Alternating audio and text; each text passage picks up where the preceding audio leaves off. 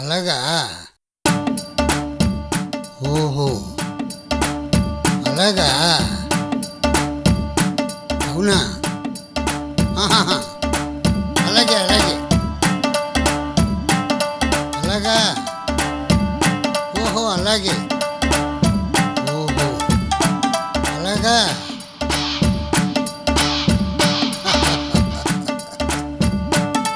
అవునా అలాగా అవునా అలాగా అవునా అలాగా ఉంటాను ఆరోగ్యం జాగ్రత్త అదేంటన్నా అదేదో సామెత చెప్పినట్టు అవునా అలాగా అవునా అలాగా ఆ 2 ముక్కలు తప్ప ఇంకే విషయం మాట్లాడవా? అయినా అదేం కోడ్ భాష, అదేదో ఇంటర్నేషనల్ జేమ్స్ బాండ్ మాట్లాడుకున్నట్టు. అబ్బా సర్లే మీరాగండి. ఎవరు మామయ్య ఫోన్లో?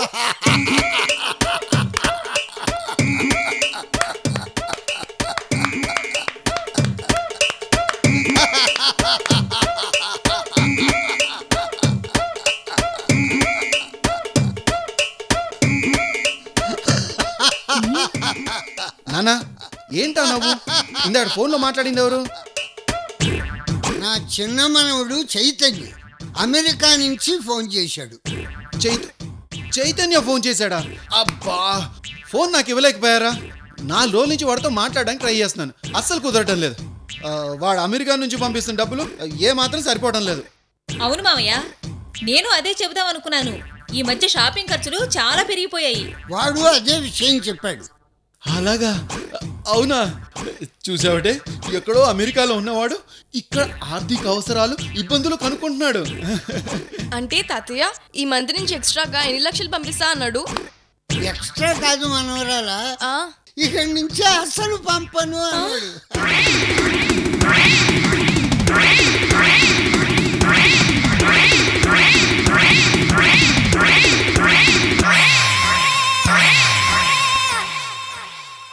అవును అలాగే చెప్పమన్నాడు.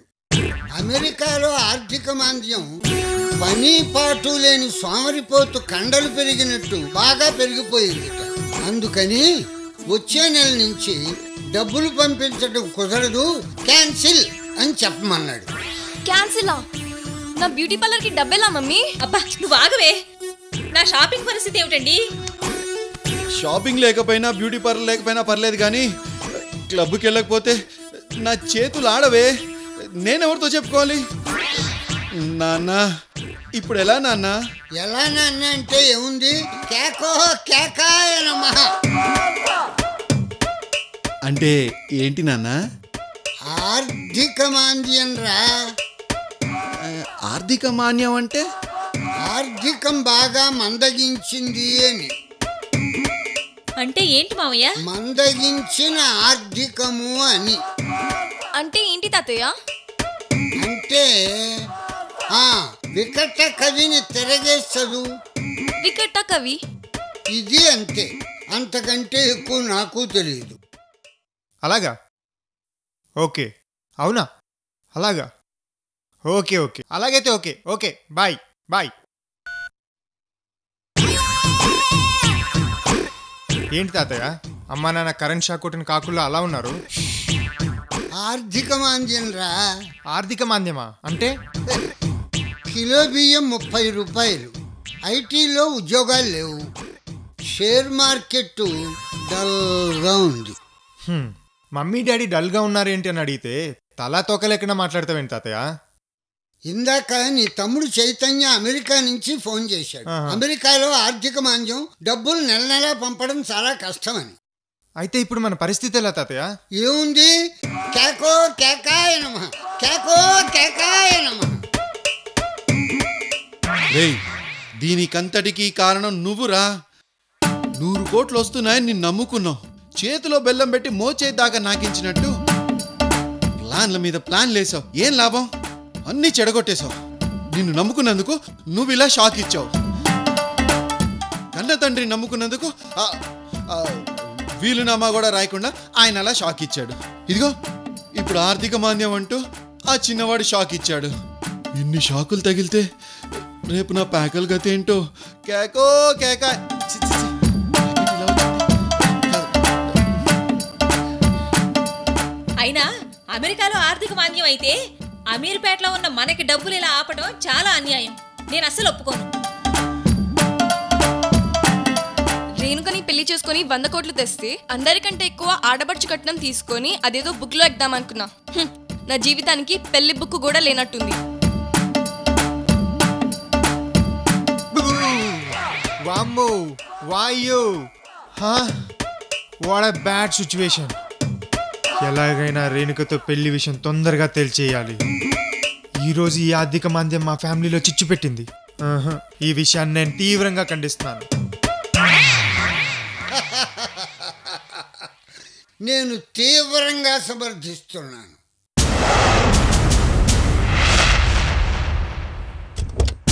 Good morning sir. Good morning sir.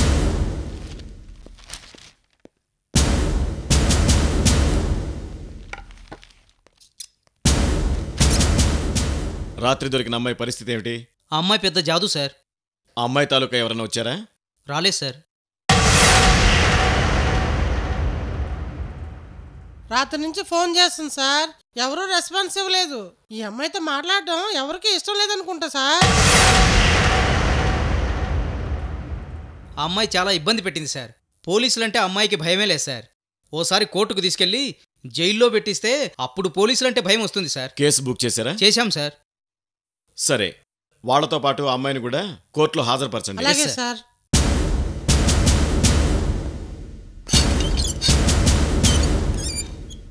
లేకండి అమ్మా, లేకండి, పదండి, బయటికి పదండి. ఏమా నీకు సపరేట్గా చెప్పాలా? బయటికి రా. లే, ఏం నాటకాలు చేస్తున్నా? లేగో.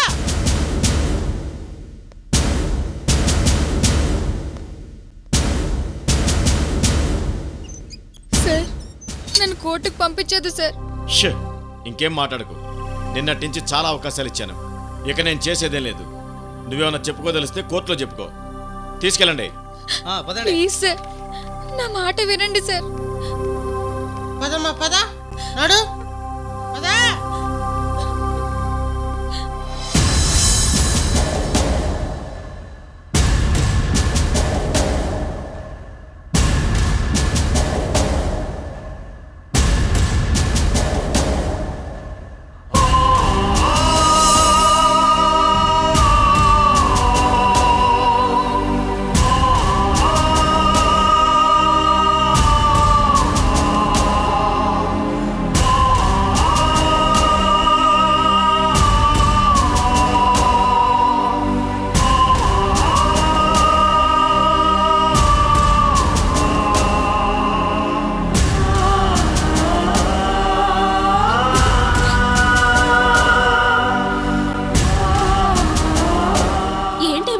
కప్పుకోవట్లేదు. బాగా బరి తెగించినట్లుంది. అంతేనా లేక కోర్టులో ఎవరినైనా పడేద్దామనా? ఊరుకోవే, పాపం కుత్తమ్మాయిలా ఉంది. మాట్లాడిన చాలు, పదండి. మమ్మల్ని ఇక్కడ ఏం చేస్తారు చెప్పండి అంకుల్. మమ్మల్ని ఇక్కడికి ఎందుకు తీసుకొచ్చారు చెప్పాలా? చెప్పండి సార్.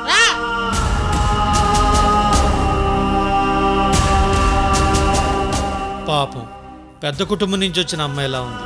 ఈ విషవలయంలో ఎలా ఇరుక్కుందో అర్థం కావడం లేదు.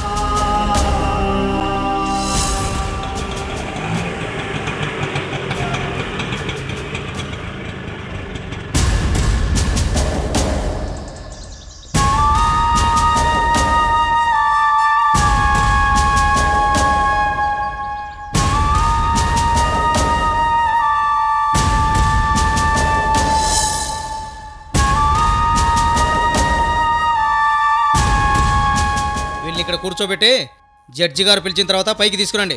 అలాగే సార్.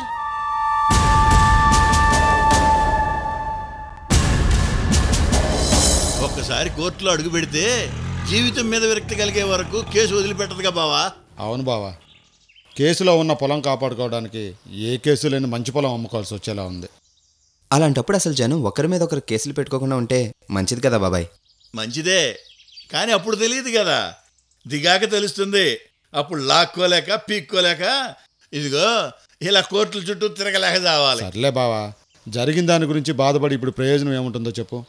లోపలికి వెళ్ళి మన కేసు చూసే లాయర్ని కలుద్దాం పదండి. సరే. ఆ పని చేద్దాం పదండి.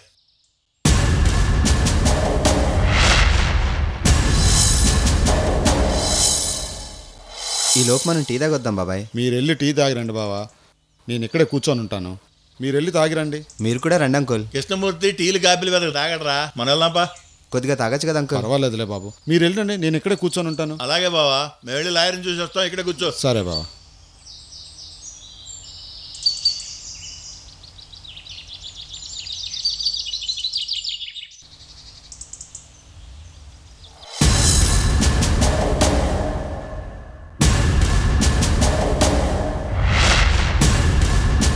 రేయ్, అమ్మాయి భలే ఉందిరా. అడ్రస్ తెలుసుకుందామా? ఆ తర్వాత వెళ్ళొచ్చు. ఇప్పుడు కనుక మనం వాళ్ళతో మాట్లాడితే మనం కూడా కోర్టు బోన్లో నిలబడాల్సి ఉంటుంది. పద.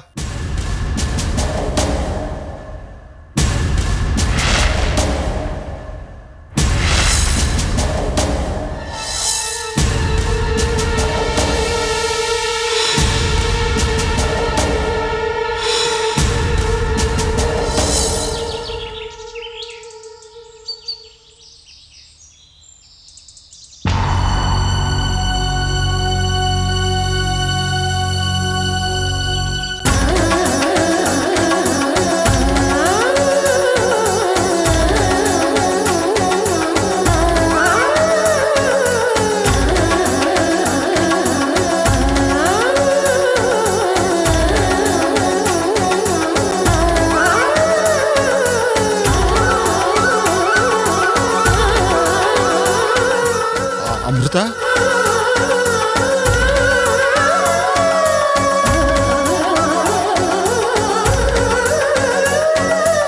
అమృత,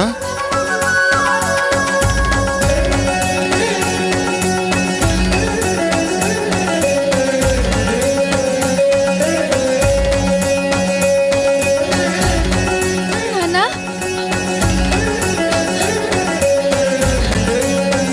నాన్నా,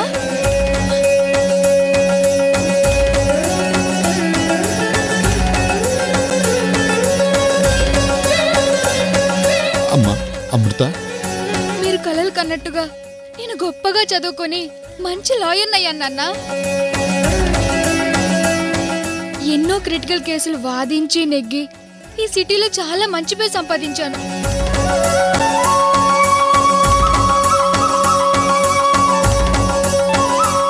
మీరు నా విషయంలో చాలా తప్పుగా అనుకున్నారు నాన్న.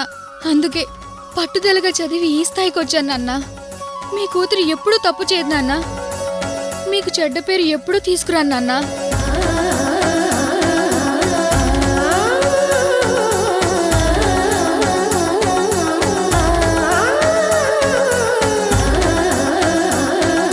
నన్ను ఆశీర్వదించండి నాన్న. లేమ్మా లే, నువ్వు నా బంగారు తల్లివిరా. నువ్వు చాలా గొప్పదానివిరా. నువ్వు అనుకున్నది సాధిస్తావు, నాకు తెలుసురా, తెలుసు.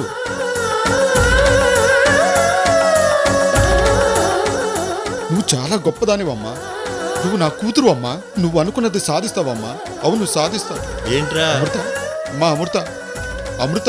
బావా, కృష్ణమూర్తి బావా, ఏంటి బావా అమృతాన్ని కలవరిస్తున్నావు? అమృత ఎక్కడుందో గానీ అమృతం మర్చిపోలేకపోతున్నావు కదూ.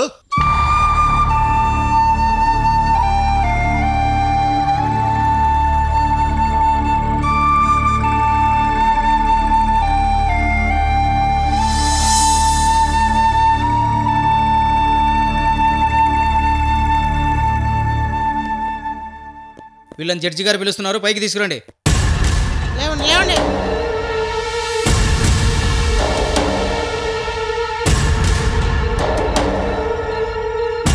నువ్వు కూడా పద. పదమ్మా. నడు. అమృత గుర్తుకొచ్చిందా బావా? అవును బావా. అంతే బావా, మనం పిల్లల్ని ఎంత కాదనుకున్నా వాళ్ళు మనుషులుగా మనకు దూరం అయినా మనసుల్లో ఎప్పటికీ నిలిచే ఉంటారు. పేగుబంధం అంటే అదే బావా. ఇప్పుడు ఇక్కడ అమృత ఎందుకు గుర్తుకొచ్చినట్టు? కూతురు గుర్తు రావడానికి కూడా సమయం సందర్భం ఉంటాయంట్రా. అది కాదు బావా, ఇక్కడ లాయర్గా ఉన్న ఒక అమ్మాయిని చూస్తే ఎందుకో ఆ అమ్మాయి అచ్చం అమృతలాగా కనిపించింది బావా. ఒక్క క్షణం నన్ను నేను మర్చిపోయాను బావా. అమృత లాయర్గా నా దగ్గరకు వచ్చి, నాన్న నేను చాలా గొప్పగా చదువుకొని ఈ స్థాయికి వచ్చాను, నన్ను ఆశీర్వదించండి నాన్న అంది. అది నిజం అనుకొని ఆ ఊహల్లోనే తేలిపోతున్నాను బావా. ఇంతలోకి మీరు వచ్చారు బావా.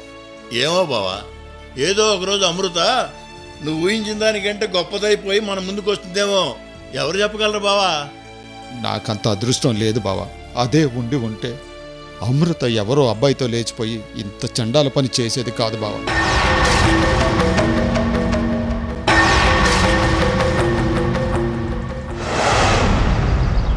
సర్లే, అమృత పేరు తలవటమే తప్పు, మళ్ళీ దాని గురించి మాట్లాడుకోవటం చి.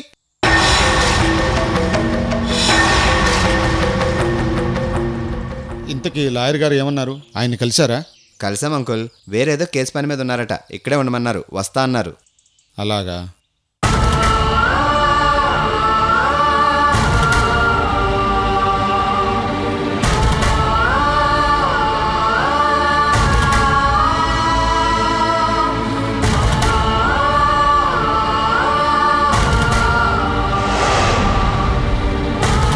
వాళ్ళ చేత ఫైన్ కట్టించుకొని వదిలేయండి. అలాగే సార్. రండి రండి, పదండి. నువ్వు కూడా వెళ్ళి ఫైన్ కట్టమ్మా. నా దగ్గర డబ్బులు లేవు సార్. మరెలా? ఫైన్ కట్టకపోతే జైల్లో పెడతారే.